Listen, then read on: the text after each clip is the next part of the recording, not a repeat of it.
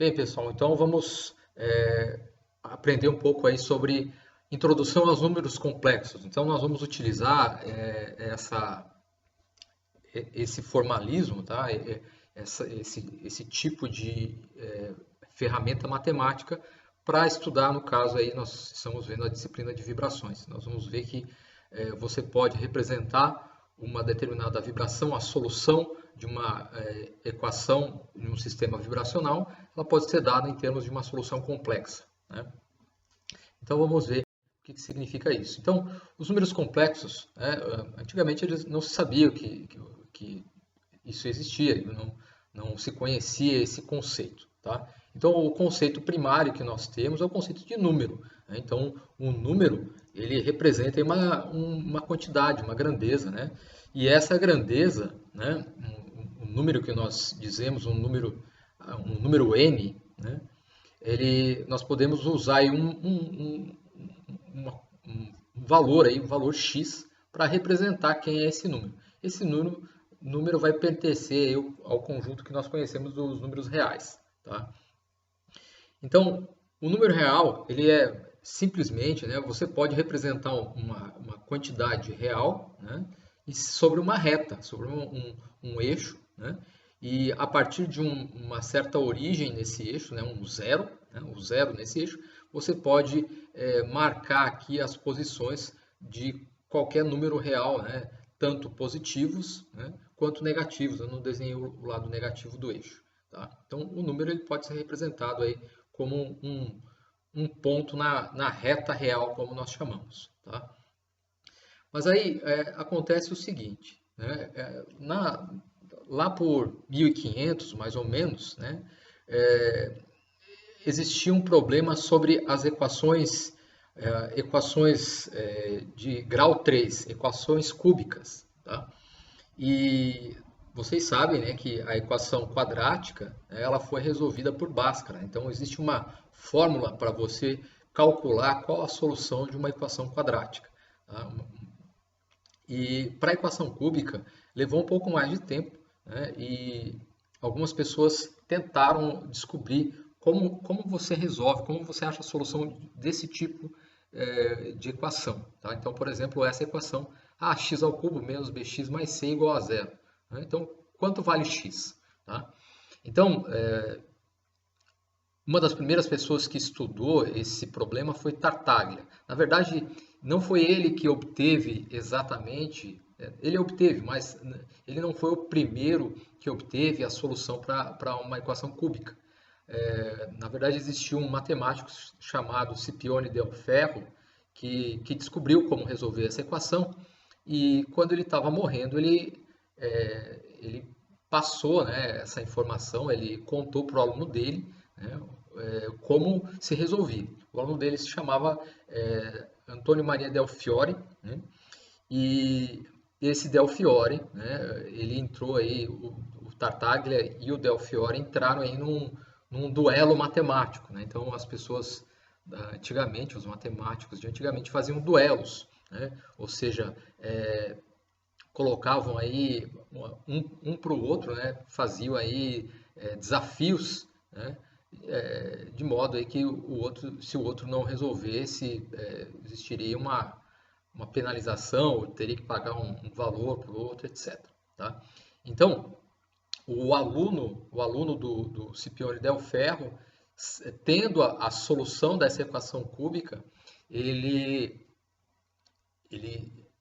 achou que ele sabia, né? Ele poderia aí, desafiar qualquer pessoa, né, com relação a essas equações, que ele conseguiria vencer.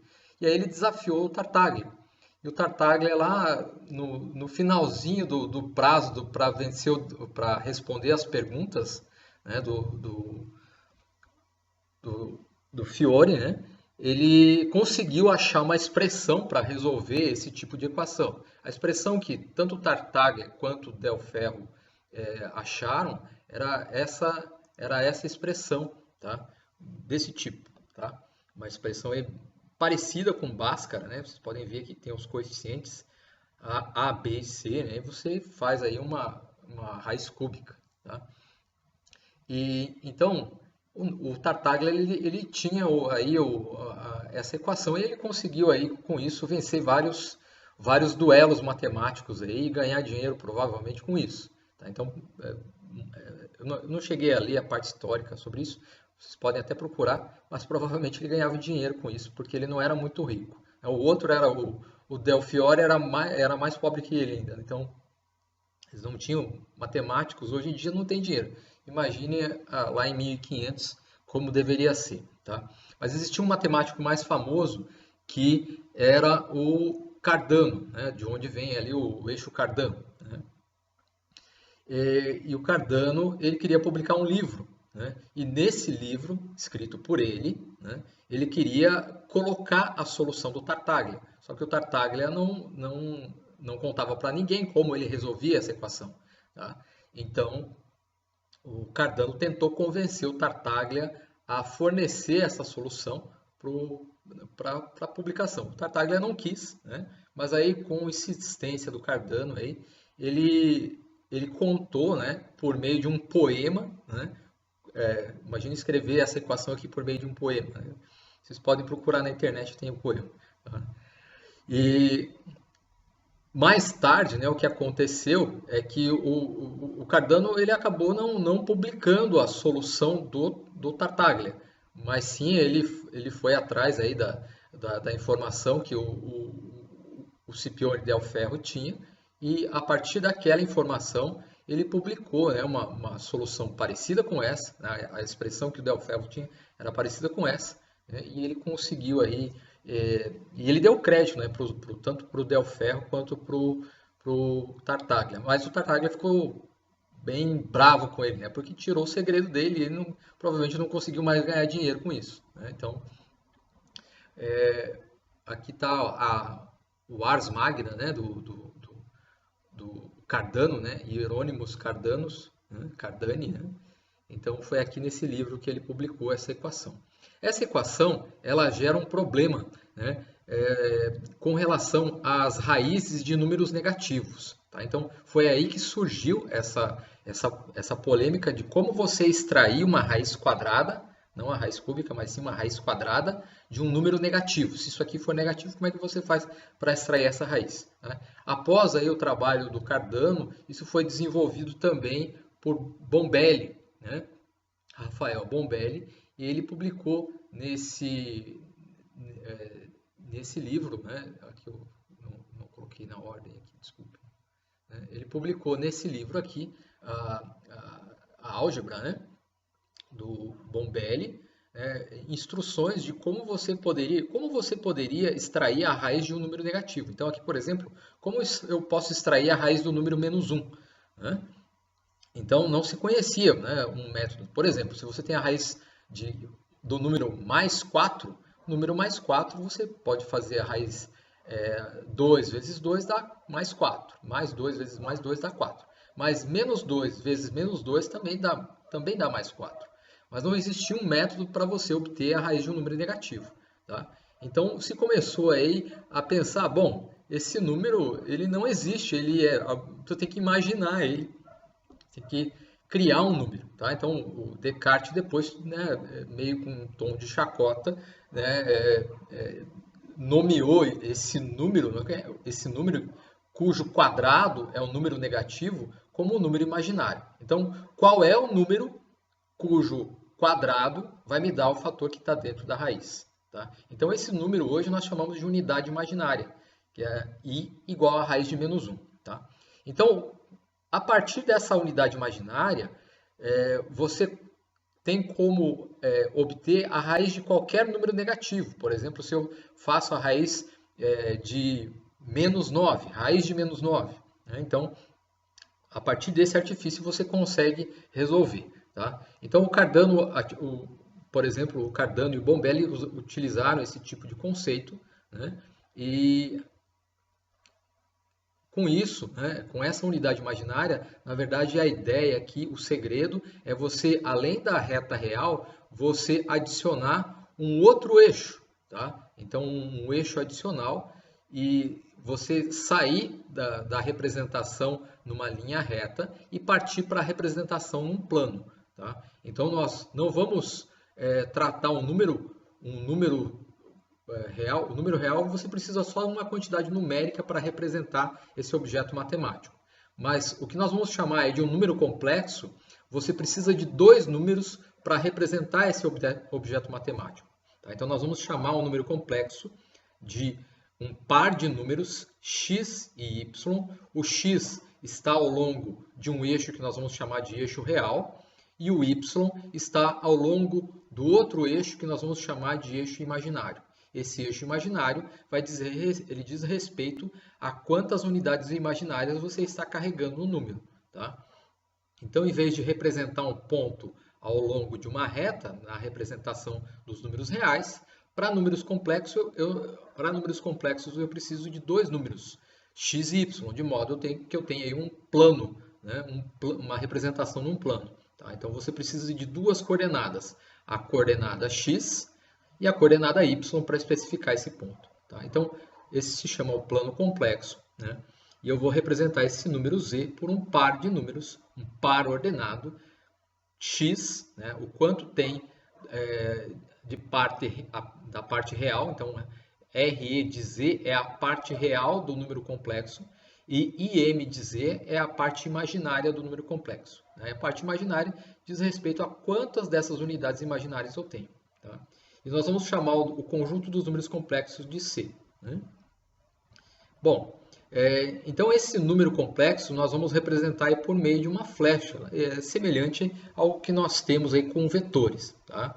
Na verdade, você pode, de certo modo, aí, fazer uma associação entre vetores e números complexos, mas são objetos matemáticos diferentes. Enquanto que para um vetor, aqui eu tenho um eixo de coordenadas, que é um eixo, vamos supor, um eixo espacial, e aqui um outro eixo de coordenadas, que é um eixo espacial também.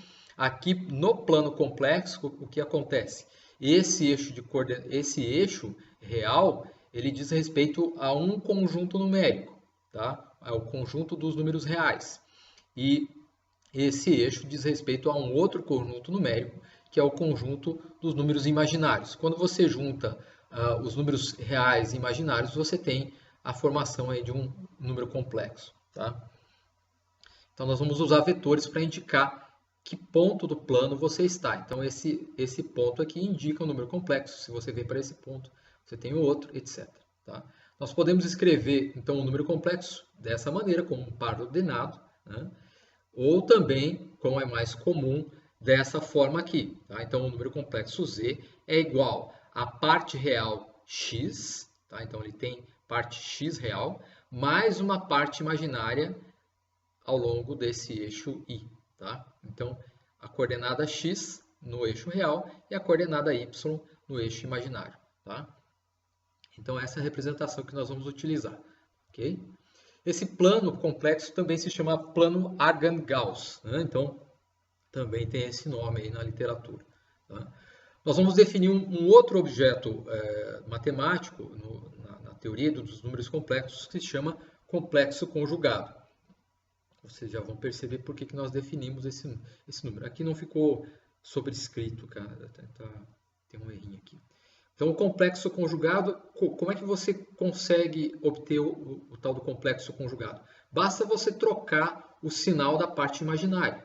Tá? Então, se x mais y é o número complexo, para você tomar o complexo conjugado, você troca o sinal da parte imaginária. Toma aqui menos y. Tá? E o que significa isso geometricamente nesse plano Argand-Gauss? Tá? Então, geometricamente, se você tem, esse é o plano, né, o plano complexo, você tem esse número complexo representado por essa flecha, né, z. Tá? Se você toma o complexo conjugado, significa que o seguinte, que a coordenada x, que seria essa coordenada, ela vai ficar a mesma. Mas a coordenada y aqui, desse ponto, ela vai ficar negativa. Tá? Então, vai ter um sinal menos. Se a coordenada é negativa, ela vai para o lado de baixo. Tá? Então, quando você toma um número complexo, significa que você faz esse espelhamento aqui ao redor da linha real, né, da reta real. Okay? Tá bom.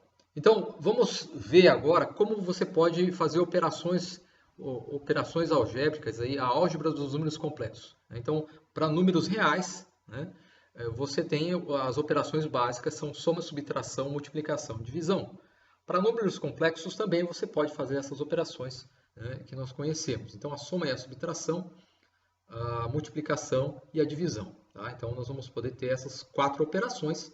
A soma e a multiplicação, quando você tem dois números complexos, A mais BI, mais ou menos, né? Aqui você pode fazer a soma ou subtração, tanto faz. A mais BI mais C mais DI. Tá? Então eu posso tanto somar quanto subtrair. E essa soma ou subtração ela vai ser feita da parte real com a parte real e da parte imaginária com a parte imaginária. Então eu vou olhar aqui A com o C. Né? Então A mais ou menos C, né? Você vai ter a nova parte real e a nova parte imaginária vai ser B mais ou menos D. Tá? Então eu vou sempre olhar parte real com parte real, parte imaginária com parte imaginária. De tal maneira que quando você faz a soma ou subtração de dois números complexos, você tem esse resultado. Então, A mais ou menos C na parte real e B mais ou menos D na parte imaginária. Tá? Então, é muito simples fazer isso. Né? E graficamente lá no plano complexo, né? Então você tem o plano complexo aqui, você tem um número complexo, Z1, tá? Representado por esse ponto e por essa flecha. Tá? Nós vamos ter um outro número complexo, Z2. Tá? Como é que você soma esses dois números complexos? O que significa você fazer essa operação geometricamente aqui? Tá? Significa que você vai aplicar a regra do paralelogramo, que nós já vimos aí. Se vocês já tiveram aula comigo, vocês já viram aí em vetores. Né? Vai ser a mesma operação feita lá em vetores. Então, isso aqui significa que você vai somar parte real com parte real, né? Então, a parte real desse Z2 mais a parte real de Z1, você vai ter uma nova parte real, e a parte imaginária de Z1 com a parte imaginária de Z2, você vai ter uma nova parte imaginária. Então, quando você faz isso, você tem que construir aí para obter a soma geometricamente, você faz um paralelogramo, essa linha paralela a essa linha paralela a essa, e na interceptação aqui na intersecção das duas retas, você tem aí o novo ponto, o novo número complexo, que é Z1 mais Z2. Tá? Isso para soma. Se você faz a subtração, Z1 menos Z2, aí depende da ordem, se é Z2 menos Z1 ou Z1 menos Z2. O que você vai obter, em vez dessa diagonal, tá? Você vai obter essa diagonal aqui. Tá? Ou para cá, se você tem Z1 menos Z2, ou para cá, se você tem Z2 menos Z1. Tá? É isso. Para cá, se é Z2 menos Z1. Tá? E para cá, se é Z1 menos Z2. Okay? Bom, a multiplicação também é simples, basta você multiplicar esse fator. Né? Então, o número complexo Z1 é A mais BI, o número complexo Z2 é C mais DI. Para você fazer essa multiplicação, você vai ter que fazer aqui a distributiva. Né? Então, A vezes C, né, vai dar o primeiro termo. Né? Então, A vezes C vai dar o primeiro termo. Agora, quando eu multiplicar BI vezes DI, BI vezes DI, quando você multiplica I com I, fica I ao quadrado. Mas I ao quadrado, por definição, a unidade imaginária ao quadrado, é menos 1. Tá? Então, B vezes D vai ter um fator menos 1 na frente. Então, esse termo, AC menos BD, vai me dar aí a parte real. A parte imaginária, né, vai ser a ADI, né? Então ADI e BCI. Tá? Então você tem aí, fazendo a distributiva dessa expressão, você tem a operação de multiplicação. E a divisão, né? Nós temos dois números complexos, o Z1 e o Z2, um dividido pelo outro, A mais BI dividido por C mais DI.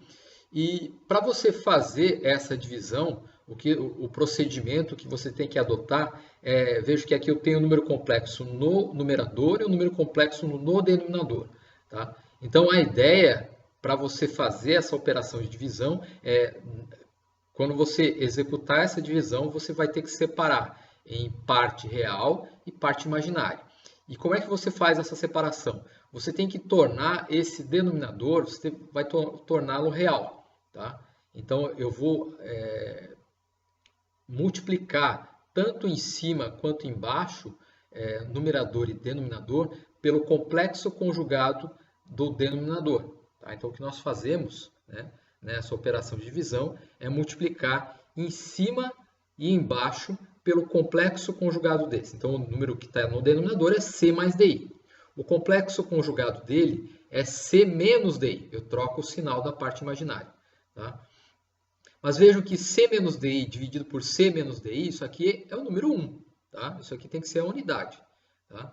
Então, por definição, aqui na verdade você já teria que saber fazer a divisão de dois números complexos. Né? Então, você teria que, antes de chegar nessa conclusão, você tem que provar que isso dividido por isso dá 1. Dá o número 1 que tinha a unidade que estava aqui. Tá? Então, quando você multiplica numerador por numerador e denominador por denominador, o que nós vamos ter, né, é o seguinte. Então, C vezes C dá C ao quadrado. DI vezes menos DI, lembre-se que o I vezes I dá menos 1. Menos 1 que vai cancelar, esse menos 1 vai ficar mais. Então, quando você faz esse fator vezes esse fator, esse sinal some por causa do I ao quadrado e vai ficar D ao quadrado. Então, quando você multiplica esses dois termos, vai ficar C ao quadrado mais D ao quadrado. Tá? E quando você multiplica os numeradores, então vai ficar AC, né? AC mais BD, né? Veja que aqui I vezes I vai cancelar esse sinal, então AC mais BD, e o outro termo vai ser BC menos AD na direção I. Tá? Então, fazendo a distributiva ali, você consegue separar, veja que o denominador para as duas expressões vai ser o mesmo, tá? Você consegue separar, essa é a parte real do resultado da divisão e essa é a parte imaginária do resultado da divisão. Tá? Então, nós temos essas operações aí com números complexos. Existem outras que nós não vamos utilizar aí nessa disciplina, que são aí a potenciação, a radiciação, etc., que você obteria aí pelo, nós chamamos aí de fórmula de De Moivre ou teorema de De Moivre. Né? Okay. Bom, agora vamos ver como representar um número complexo. Né? Nós já vimos aí que eu posso representar um número complexo como um par ordenado x e y, ou nesse formato x como parte real e y como parte imaginária. Tá? Então, aqui no plano complexo, um número complexo é um ponto. Esse ponto você pode representá-lo matematicamente utilizando as coordenadas x e y. Né? A representação aqui por coordenadas x e y, ou também eu posso utilizar, para representar esse ponto, em vez disso, eu posso utilizar essa distância, que nós vamos chamar de módulo do número complexo, ou raio do número complexo. Né? Então, não é um raio físico, é só um número, né? É abstrato, tá? Não é uma distância. Então, isso nós vamos chamar o comprimento da flecha que representa o número complexo, nós vamos chamar de módulo do número complexo. E vamos usar esse ângulo θ também, que a linha aqui, que representa o número complexo, vai fazer com o eixo real. Tá? Então, resumindo, para representar o número complexo, ou eu utilizo xy, x mais iy, ou eu vou utilizar o rθ. Então, como é que eu faço a conversão aqui? Isso é um triângulo retângulo. Então, aqui nesse triângulo retângulo, eu posso aplicar a trigonometria. Tá? Então, por Pitágoras, esse lado ao quadrado, que é x, mais esse lado ao quadrado, que é y, x ao quadrado mais y ao quadrado, dá r ao quadrado. Tirando a raiz, você tem aí que a raiz quadrada de x ao quadrado mais y ao quadrado é o que nós chamamos de módulo do número complexo r, ou simplesmente escrito assim, o z entre duas barras. Aí. Então, você vai avaliar aí o comprimento da flecha aqui do número complexo. Okay? Nesse triângulo aqui, nós podemos perceber o seguinte, que cateto oposto desse ângulo, y, cateto oposto dividido pela hipotenusa, me dá o seno de θ. Tá? Então, y dividido por r dá o seno de θ. E o cateto adjacente ao ângulo, que seria x, tá? X dividido pela hipotenusa, cateto adjacente dividido pela hipotenusa, dá o cosseno de θ. Então, y por r dá o seno de θ, x por r dá o cosseno de θ. Então, dessas expressões, nós tiramos que as projeções x e y podem ser calculadas a partir das coordenadas polares r e θ, né? Dessa maneira. Então, o x é r cosseno θ, projeção cosseno, e o y é r seno θ, projeção seno. Nós podemos fazer o contrário, a partir do x e y, achar o r, né, como nós já vimos, por Pitágoras. Ou também, o que nós podemos fazer nesse triângulo aqui, eu posso usar cateto oposto ao ângulo, dividido pelo cateto adjacente, y dividido por x, tá? Vai me dar a tangente do ângulo. Cateto oposto dividido por cateto adjacente. Isso dá a tangente do ângulo θ, né? Mas a tangente do ângulo θ, né, você pode aplicar a função inversa. Nós vemos aí que θ é o arco tangente de y sobre x. Né? Okay? Bom, e aí nós podemos montar o número complexo. Então, o número complexo z, né, você pode escrevê-lo, né, dessa forma. O z é igual a x real mais y imaginário. Tá? Então, eu sei que o x, nessa conversão, então, convertendo para componentes polares, eu tenho que x é r cosseno θ. E a parte imaginária, y, eu posso escrever em componentes polares como r seno θ. Tá? Aí vocês podem perceber que esse termo e esse termo têm em comum o módulo R do número complexo. Esse módulo eu posso colocar em evidência, né? E você tem que o número complexo ele pode ser escrito como R vezes cosseno de θ mais I seno θ. Tá? Então, essa é a representação polar de um número complexo. Em vez de x e y, né, em vez das coordenadas desse ponto ser fornecidas em termos de x e y, eu vou indicar a posição desse ponto pelo raio o módulo R e pelo ângulo θ. Tá? Então, indicando dessa maneira, eu também posso escrever o número complexo desse jeito, tá? Aqui com a unidade imaginária aí. Tá? Aí vamos ver o seguinte. Tá? Vamos supor que eu tome essa expressão que eu tinha ali entre parênteses, cosseno de θ mais I seno θ, eu vou derivar essa expressão toda. Tá? Eu vou derivar em relação ao argumento aqui, o ângulo. Tá? Então, a derivada em relação a θ do cosseno e a derivada em relação ao θ do I seno θ. Quando você deriva o cosseno, a derivada do cosseno dá menos seno. E a derivada do seno dá cosseno. Tá? O I ele não depende de θ. Na verdade, ele é um número imaginário. Tá?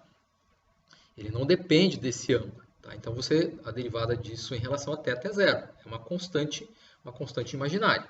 Certo? E, então, derivando essa expressão, você tem isso. Mas aí nós notamos o seguinte, que esse menos que aparece aqui, tá? Escrevo desse lado a mesma derivada, mas esse menos que aparece aqui, eu sei que é menos 1. Mas menos 1 é igual a unidade imaginária ao quadrado. Então, I ao quadrado é esse menos 1 aqui.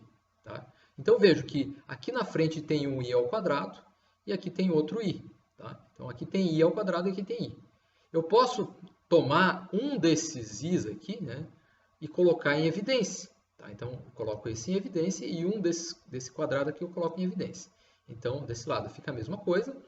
Então, eu tenho que a derivada de dθ dessa grandeza aqui é igual a I vezes a mesma grandeza.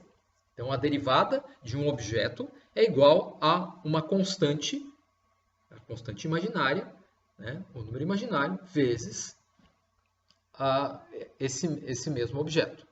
Tá? Então, por que nós fizemos isso? Porque agora nós vamos obter aqui o que se chama a fórmula de Euler. Tá? Então, quando você deriva uma exponencial, né, uma exponencial ordinária, né, não precisa ser uma exponencial complexa, uma exponencial ordinária. Tá? Então, a derivada em relação a θ dessa função. Quando você deriva essa função em relação a θ, esse a cai aqui na frente.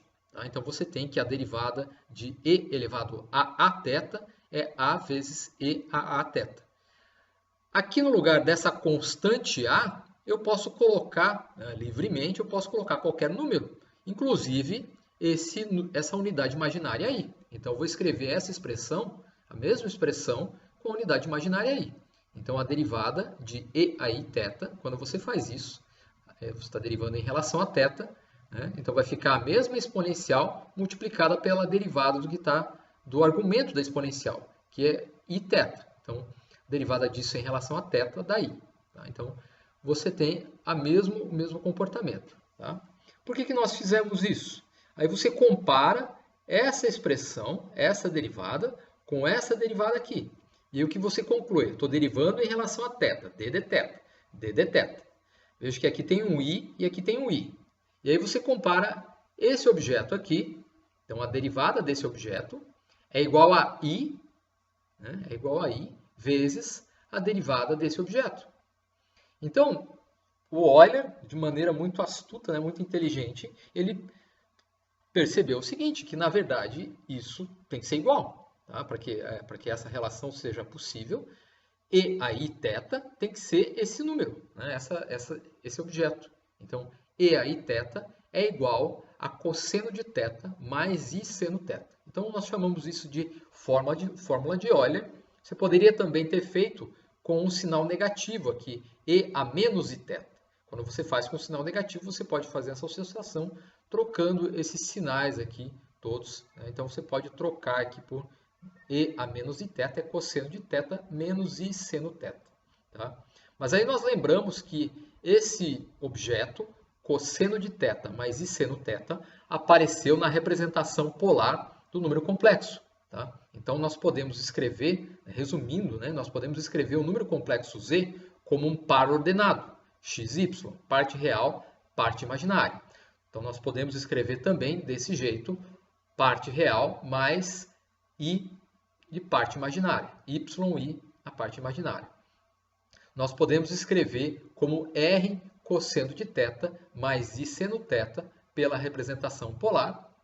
E agora, utilizando essa representação polar junto com a fórmula de Euler, nós produzimos outra maneira de escrever a forma polar de um número complexo. Então, se eu multiplico isso daqui por r, né, cosseno de θ mais i seno θ, por essa fórmula, é a mesma coisa que e elevado a i θ. Na verdade, aqui eu poderia ter colocado um mais ou menos aqui também, né?